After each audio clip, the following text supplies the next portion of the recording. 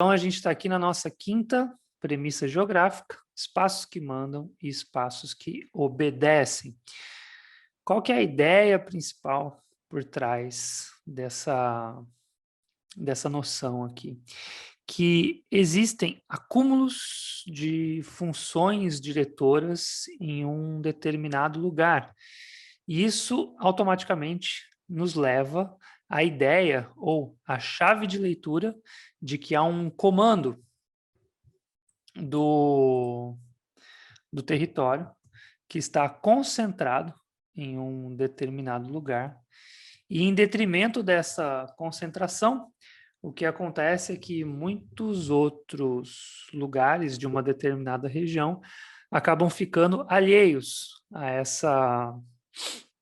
a possibilidade de compartilhar o comando, as decisões, tanto de cunho político quanto de cunho econômico. Então, estamos aqui na parte 5, espaços que comandam e espaços que obedecem. Vocês estão enxergando o board, né? Só para eu ter certeza. Me mandem um ok aí, só para eu saber se está certinho.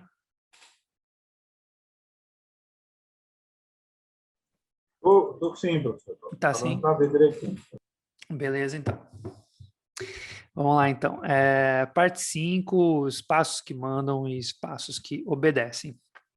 De tudo que a gente já viu, desde a parte 1 até aqui, as duas últimas são mais fáceis de entender, porque a gente já desenvolvemos as premissas, né, para entender o que está acontecendo, como que foi formulada essa análise regional que levou à formulação dos 4 Brasis, então fica muito fácil, muito rápido entender tanto a parte 5 quanto a parte 6, tá?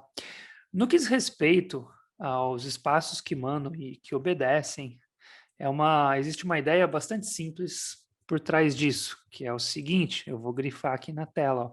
Os centros de decisão e ordem estão seletivamente instalados no território, ou seja, estão em poucos lugares, esses lugares são seletivos e estão bastante concentrados. Ao mesmo tempo, a gente pode apontar que o espaço, cada vez mais, permite o distanciamento físico complementar à proximidade comunicacional. Isso já vem acontecendo há muito tempo, desde o começo da ideia da globalização, na verdade, e é interessante como agora, nesse contexto de pandemia que a gente está vivendo, fica muito claro isso, né? O distanciamento físico é quase que obrigatório, e ele tenta ser complementado pela possibilidade tecnológica das comunicações, e em muitos casos ele existem já, eu estou sabendo de empresas, por exemplo, que já vão assumir de uma vez que boa parte dos seus funcionários vão ficar em home office, já é definitivo, já vai ser incorporado à cultura da empresa. Então, a gente pode apontar que agora, nesse contexto pandêmico, essa premissa aqui, essa hipótese que já vinha se confirmando desde a globalização, ela se torna uma realidade ainda mais intensa. Isso equivale a dizer que boa parte do território pode ser comandada, porque estamos falando do comando no território, de onde está concentrada a os comandos, as decisões, tanto políticas quanto econômicas. Então, uma boa parte do território é comandada e, às vezes, e aí que está a crítica a isso, é comandada de maneira alheia, é comandada por pessoas que estão distantes, que estão longe desse território, que às vezes não conhecem a verdadeira dinâmica do que acontece nele. Do ponto de vista da análise regional, o que a gente tem que pensar em relação a isso é que toda região vai ter também um centro de comando, vai ter um lugar, um centro urbano, uma localização, um núcleo, uma densidade, que vai ser uma parte fundamental da estrutura daquela região e que, naquele ponto, será mais influente e definitivo a possibilidade de comando da região. Então, lá na página 264, é de lá que a gente se refere a essa ideia. Ele diz o seguinte: levando-se em consideração o acúmulo de funções diretoras em certos lugares e a sua falta na maioria dos demais, ali a crítica que eu fiz, né? Será lícito admitir que há espaços que comandam e espaços que obedecem? Ele faz essa pergunta e ele mesmo vai responder. Uma visão superficial do funcionamento do território levaria a responder imediatamente que sim, na medida em que as decisões e as ordens são seletivamente instaladas e todas as etapas do processo produtivo, na maior parte do espaço nacional, depende desses insumos técnicos e políticos. Isso está na página 264.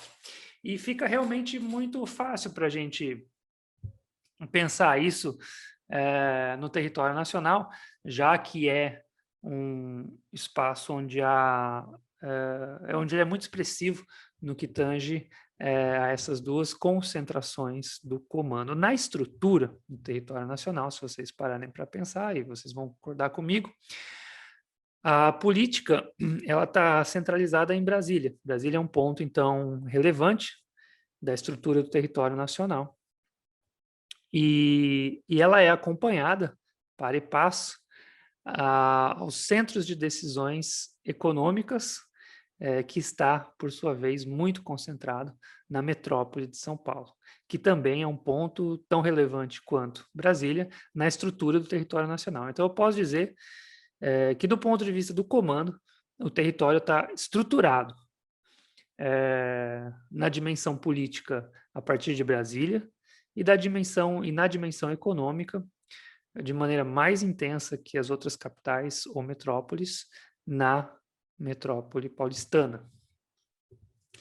Para mostrar isso para vocês, eu trouxe 3 mapinhas aqui, ó, que são mapinhas do REGIC. Esse aqui é um mapa do Brasil do REGIC de 1993, portanto ele é mais contemporâneo ao livro, e eu trago essa representação aqui também pela forma cartográfica, né, que foi dada a ela, que já é diferente da de 2008, e eu vou explicar por quê. E só para fechar a apresentação dos mapas, aqui eu tenho um mapa do Brasil do REGIC de 2008 e aqui também o mapa do Rio Grande do Norte, também de 2008. A gente já tem um REGIC mais atualizado, porém eu ainda não me atualizei com ele, e as questões da rede urbana e da hierarquia urbana não se alteram tanto assim. Bom, o que eu estava falando para vocês é que a parada em relação ao comando é que existem espaços que comandam, espaços que mandam e espaços que obedecem. O REGIC, ele é uma expressão, nesse caso, né, cartográfica,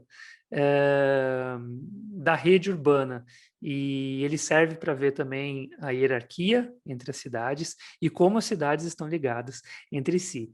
Eu gosto muito desse mapinha de 1993 porque ele teve essa preocupação de conectar traço a traço cada uma das cidades que estão aqui representadas, né, cada ponta de um traço, evidentemente é um centro urbano do Brasil, e ele está conectado com a cidade que tem a ligação mais forte naquele aspecto.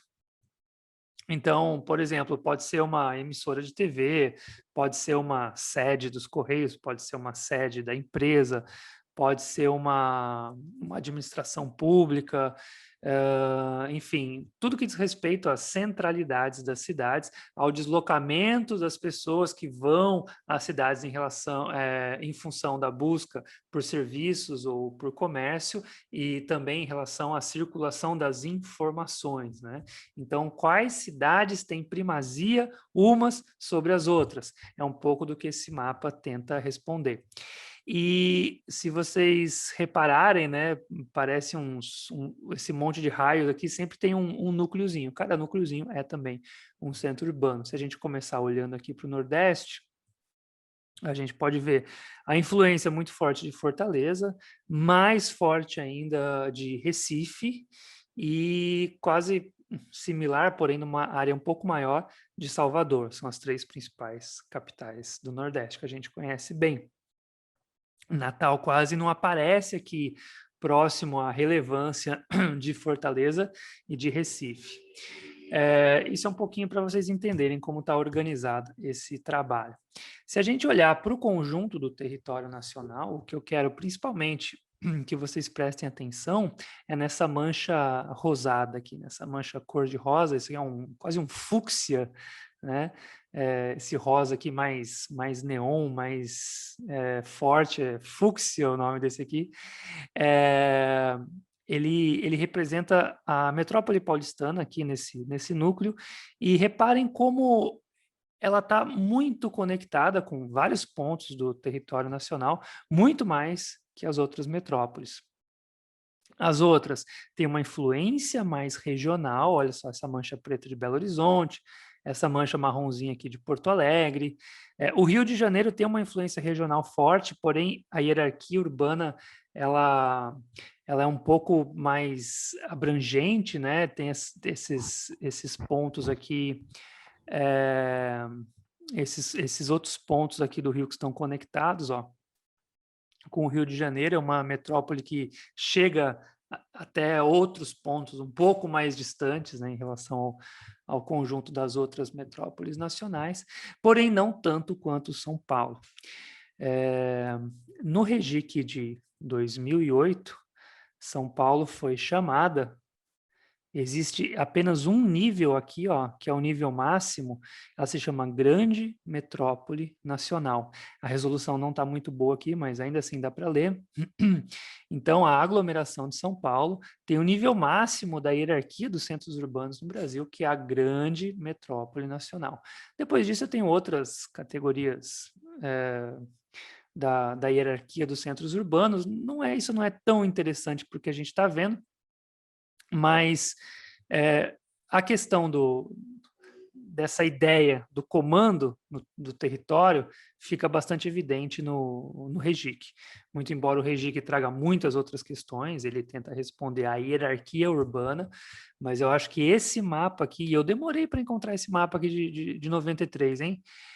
Ele representa bem o quanto a metrópole de São Paulo chega em todo, ou quase todo, o território nacional, ou quanto ela é mais primaz que as outras cidades, que os outros centros urbanos. E esse aqui é uma referência de 93, quase 20 anos atrás, tá?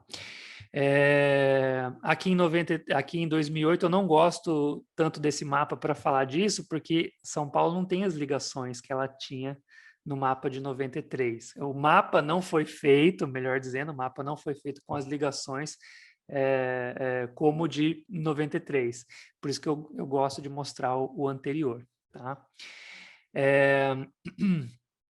Então fica muito claro qual que é a relevância de um centro urbano em relação a um território, como que ele vai estruturar o território. A importância do comando está no fato de que o conjunto de decisões de boa parte dos processos ou das coisas que vão acontecer em um dado território, ele fica concentrado em um ponto específico, e nesse ponto específico ainda está... Nesse ponto específico do território está concentrada também um conjunto de pessoas, um conjunto de interesses, um conjunto de empresários, um conjunto de endereçamentos das políticas e de influência das políticas daquilo que vai ser feito no território. Então, é uma questão bastante importante. Deixa eu dar uma boa noite aqui para o Gabriel, que chegou um pouquinho atrasado, e também para o André, que chegou um pouquinho antes do Gabriel. Boa noite, gente.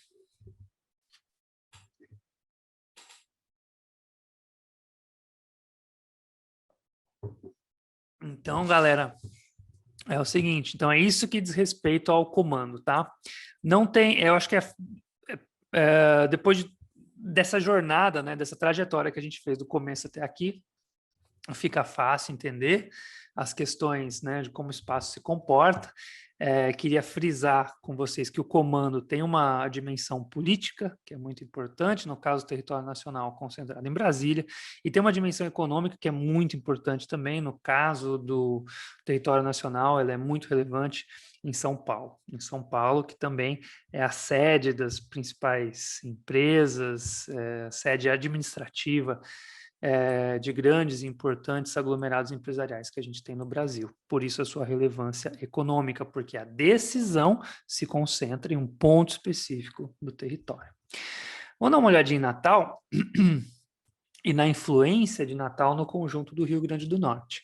E, mais uma vez, embora tenha um registro mais atualizado, a gente aqui ainda está ainda estou mostrando para vocês o 2008, tá?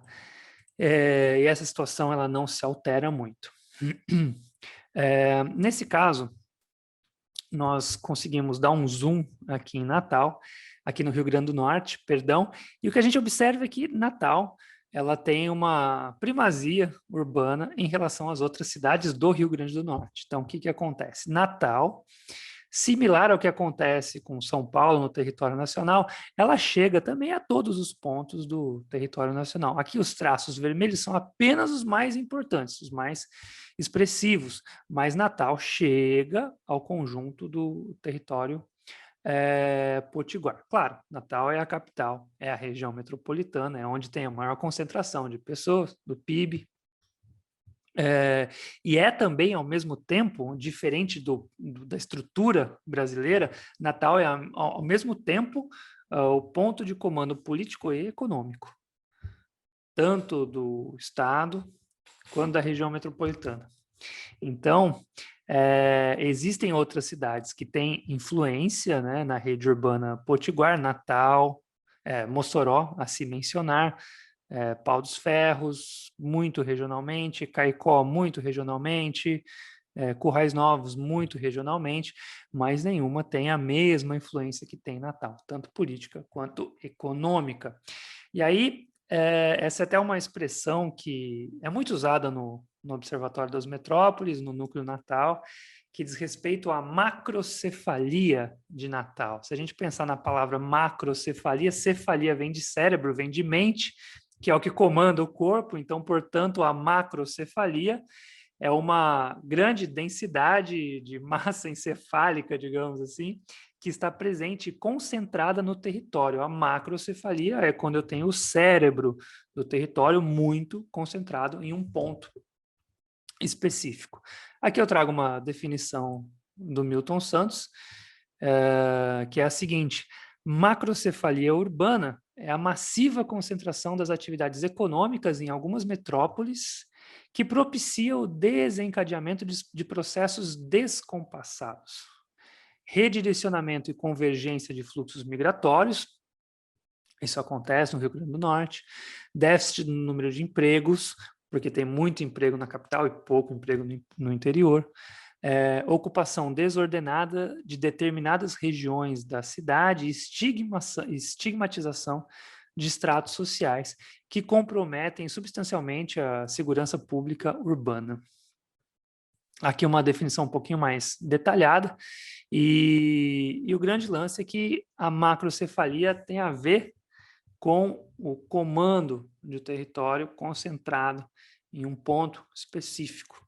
E o problema disso é que essa concentração ela faz com que as outras partes do território sejam comandadas e, ao serem comandadas, elas correm o risco de que quem está fazendo esse papel administrativo possa estar alheio ao conjunto do que acontece no território. No que diz respeito à análise regional ou à regionalização, é importante entender, portanto, que toda região vai ter também espaços que mandam e espaços que obedecem. Toda região vai ter o seu extrato de comando. Olhar para o Rio Grande do Norte aqui também, mais uma vez, permite verificar isso, né? Eu tenho uma regiãozinha aqui que é mais polarizada por Caicó, uma outra regiãozinha aqui que é polarizada por Pau dos Ferros, uma região um pouco maior polarizada por Mossoró, E por aí vai. Vocês conhecem o Rio Grande do Norte muito bem. Aliás, é super fácil e gostoso falar de geografia no Rio Grande do Norte, porque as teorias se encaixam bem com o que acontece. Então, essa é um pouquinho da premissa que está por trás de espaços que mandam e espaços que obedecem, que está muito ligada à ideia, ou à chave de leitura de comando, ou seja, em toda análise regional, em toda a região, faz parte da minha análise, faz parte da minha problemática regional, que eu consiga encontrar e definir onde que está onde que está o comando político e onde que está o comando econômico daquela região.